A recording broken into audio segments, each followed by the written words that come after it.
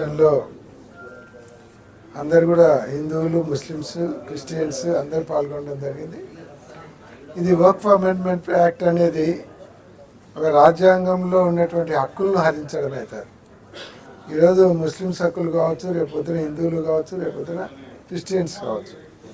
వక్ఫ్ బోర్డులో ఉన్నటువంటి అమెండ్మెంట్ యాక్ట్లో మేజర్గా ఉన్నటువంటి ప్రాబ్లమాటిక్ ఉన్నటువంటి ఆ ప్రాపర్టీస్ను సెంట్రల్ గవర్నమెంట్ హ్యాండ్ ఓవర్ చేసుకోవడానికి ఈ యాక్ట్ తెచ్చింది అనేది అపోహలు బాగా ఉన్నాయి వాళ్ళకి. ఎందుకంటే దాదాపు 9 లక్షల కోట్ల విలువైన ఆస్తులు ఉన్నాయి, వీళ్ళ ఆస్తులను మనం తీసుకోవాలి, గవర్నమెంట్ హ్యాండ్ ఓవర్ చేసుకోవాలి అనేటువంటి ఒక దురుద్దేశంతో ఈ యాక్ట్ తెచ్చింది అనేది అందరు కూడా అపోహలు ఉన్నాయి.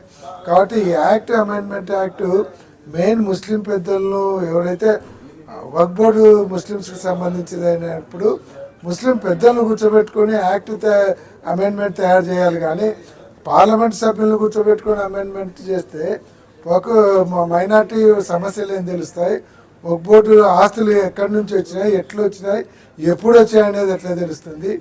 కాబట్టి ఇవన్నీ కూడా కేవలము మైనార్టీస్లో ఒక భయాందోళన కల్పించడము, వాళ్ళ ఆస్తులను తీసుకోవాలనేటువంటి దురుద్దేశంతో చేస్తున్నారు.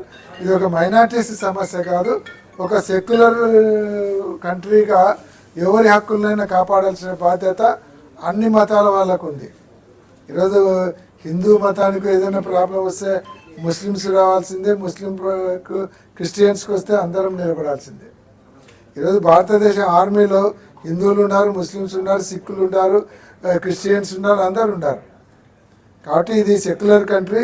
ఈ సెక్యులర్ కంట్రీలో ఎవరికి నష్టం జరిగినా అందరూ కూడా సహకరించాల్సినటువంటి బాధ్యత ఉంది. మా పార్టీ కూడా సెక్యులర్ పార్టీ కాబట్టి జగన్మోహన్ రెడ్డి గారి ఆదేశాల ప్రకారం ఈ రౌండ్ టేబుల్ సమావేశాలు పాల్గొనడం జరిగింది. రేపు 28వ తేదీ జరగబోయేటువంటి ర్యాలీలో కూడా వైఎస్ఆర్ కాంగ్రెస్ పార్టీ శ్రేణులు ఎవరైతే సెక్యులరిజాన్ని అభిమానించే వాళ్ళందరూ కూడా పాల్గొనాలని నేను అందరికీ కూడా విజ్ఞప్తి చేస్తా ఉన్నాను.